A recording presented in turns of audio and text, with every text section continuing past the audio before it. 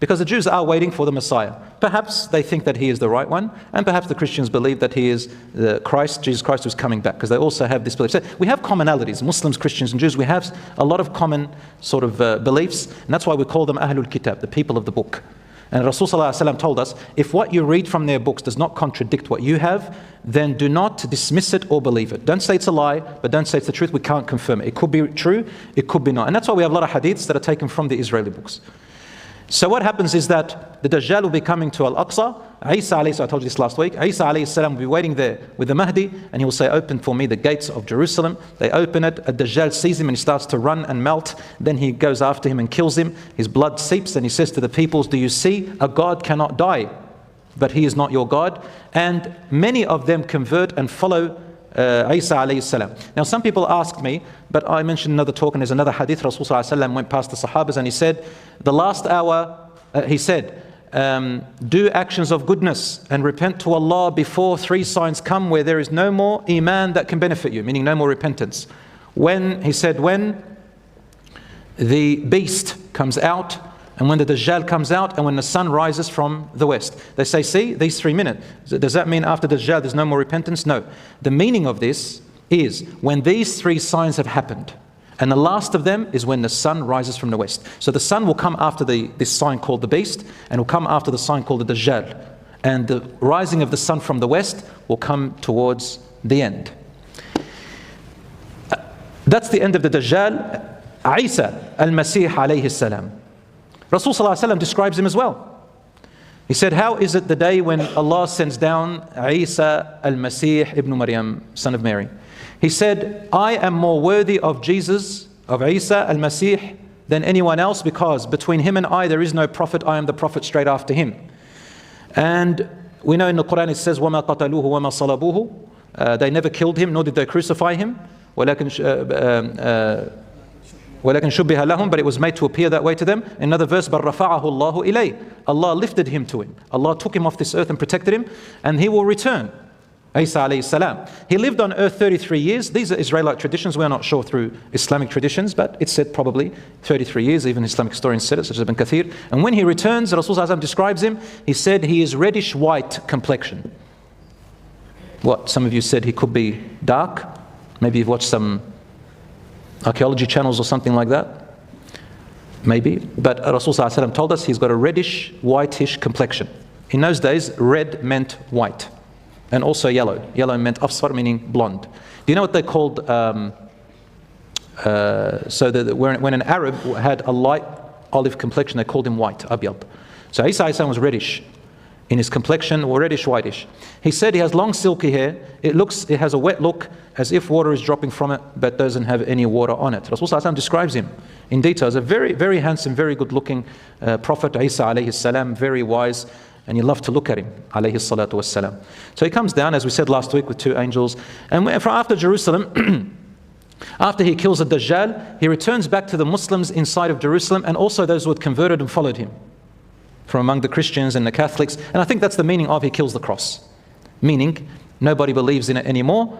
There's actually a verse in the Quran, وَإِن مِّنْ أَهْلِ الْكِتَابِ إِلَّا لَيُؤْمِنَنَّ بِهِ قَبْلَ مَوْتِهِ وَيَوْمَ الْقِيَامَةِ يَكُونُ عَلَيْهِمْ شَهِيدًا. Sorry, the light is reflecting on my screen, so sometimes I'm not seeing it. So chapter 4, verse 159, it says, there are none among the people of the book but will believe in him, meaning Jesus, before his death. And he will be a witness against them on the day of resurrection. People of the book, Jews, and even from the Christians. So there will be, inshallah, conversions and goodness. He'll go back to Jerusalem and he will wipe his hand over the faces of the Muslims who are praying there, and he will be giving them some good news about their places in paradise. That's how the Prophet ﷺ describes it in detail. Suddenly, Allah subhanahu wa ta'ala sends to him news that Ya'juj and Ma'juj have arrived. Gog and Magog are now out.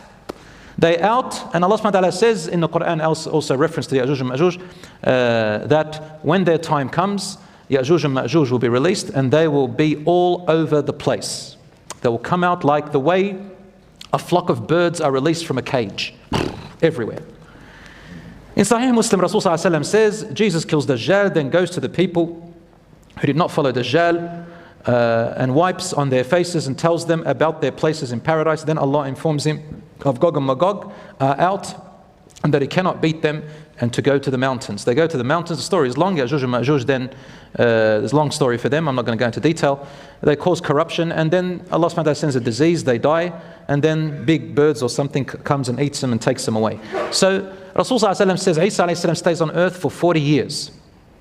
There's difference of opinion. Is it 33 years plus another 7 years, or is it another 40 years? The correct opinion is that he'll be 40 years on earth when he comes back. 7 of those years will be with Mahdi, and Mahdi will be 7 to 8 years, inshallah. And then we pray janazah on him. The hadith is also in Sahih Muslim. The next sign is the sun rising from the west. The sun rising from the west. The hadith is in Al-Bukhari and Muslim by Abu Hurairah, who said that the Prophet ﷺ said, "The hour will not come until the sun rises from where it sets. And when it rises from where it sets and the people see it, they will all become believers." Whoever's a non-believer on earth yet will become believers. But Rasulullah said, فَذَلِكَ حِينَ لَا يَنْفَعُ نَفْسًا إِيمَانُهَا. But on that day, there is no more repentance. It will be no benefit, nothing to say the Shahada and become believers. لَمْ تَكُنْ آمَنَتْ مِنْ قَبْلِ. If they hadn't already been believers before that, أَوْ كَسَبَتْ فِي إِيمَانِهَا خَيْرًا. Or had already done good in its faith. That's it. After that, no more repentance. Repentance is always open until 2 things happen, brothers and sisters. Until the sun rises from the west, and until your soul reaches the gargling point. This is the hadith of the Prophet ﷺ. So the doors of repentance are always open, no matter what you've done, brothers and sisters, no matter what you've done in your life. And finally, Rasul ﷺ, the Quran speaks about the beast that comes out of the earth, and it will speak to the people, and it will divide the believer from the disbeliever, the people of paradise and people of hellfire.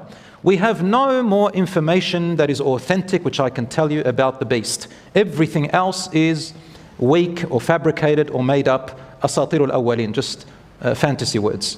But it will happen and people will see it. The sinkholes or the land sinking, they are major sinking, perhaps large lands, perhaps countries, perhaps several countries or many cities. So everybody will hear about it. And finally, the smoke. The sky will be filled with smoke all over the earth. We don't know much about it, but it is also in the Quran. فَارْتَقِبْ يَوْمَ تَأْتِ السَّمَاءُ بِدُخَانٍ مُبِينٍ. So await when the sky will appear with smoke all over the earth. That's another sign. And finally, brothers and sisters, is the breeze. Allah subhanahu wa ta'ala, Rasul sallallahu alayhi wa sallam also said, the hour will not come until people revert back to worshipping Allat wal Uzza. Allat wal Uzza were 2 idols, main idols in the time of Quraysh and Mecca, meaning they worship idols and paganism. He also said that the Kaaba itself will be broken brick by Dhus Suwayqatayn, an Ethiopian king who has distinguished thin shins. He will come to the Kaaba with his army and break the Kaaba with his hands, brick by brick, or with a sledgehammer, whatever it is. Meaning there will be no believers to protect it. What does this mean? Rasulullah tells us Allah will send a breeze after Isa dies.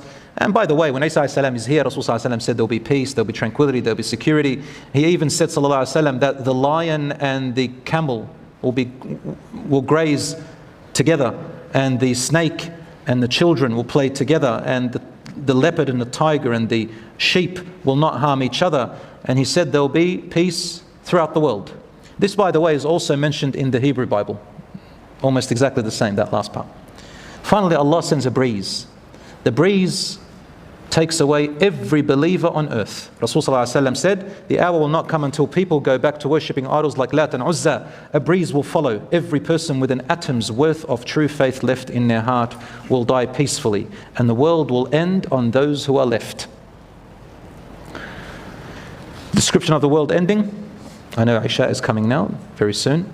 I'll refer you to a talk I gave a long time ago, a series called The End Series. I speak about the world's ending in detail, to some detail, inshallah. And inshallah, we'll be making another series very soon in much more detail. But in general, we all know that the Quran tells us about the end of the world and how it will happen. Allah says that the angel Israfil will be commanded to blow into the trumpet twice. The first time he blows into it, everything on earth and in the heavens will die. إِلَّا مَا شَاءَ رَبُّكَ, except, Allah says, except whomever Allah wills not to die. Perhaps there are people, inhabitants of the heavens, that don't die.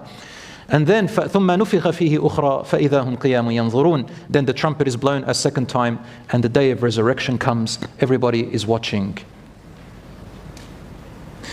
Some people ask me, why doesn't Allah unite the people all together and just rid us of all these atrocities and bring peace to everyone? Allah subhanahu wa ta'ala says this in the Quran. He says, and why don't they do that? And He replies by saying, if Allah wanted to, He would have done it. وَلَكِنْ لِيَبْلُوَكُمْ. Allah subhanahu wa ta'ala has created you for a test in this life. He might as well not have sent the verses and the prophets and the messengers and all of that stuff. But Allah has left it to you with the freedom of choice. And every oppression that happens because of what people do. And there are others who will stand up. But mark my words, things don't stay the same. And insha'Allah. I'm not even going to say insha'Allah, because the words of Allah and His Messenger are true. The promise of Allah is true. And peace will come back, justice will come back, and Allah will give victory to His righteous. When will that happen?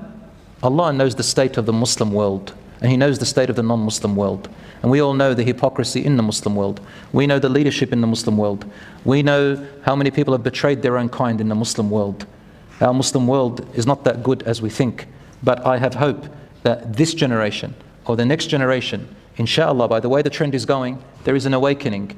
And what's happening today in Gaza, the most transparent, most clear sight that we have ever seen in this last 75 years has manifested itself by the will of Allah, not just through Muslims' eyes, but non-Muslims' eyes. Random people who are not spokespeople in Gaza are speaking and showing what is actually happening in real time, every day a different person. Compare that to choosing a spokesperson with certain scripts to say. And that's why people are not believing the other narrative, no matter how hard they try. The truth is, subhanAllah, it's just like that. That's why people are believing the other narrative and they're waking up. So, may Allah bring justice to everybody.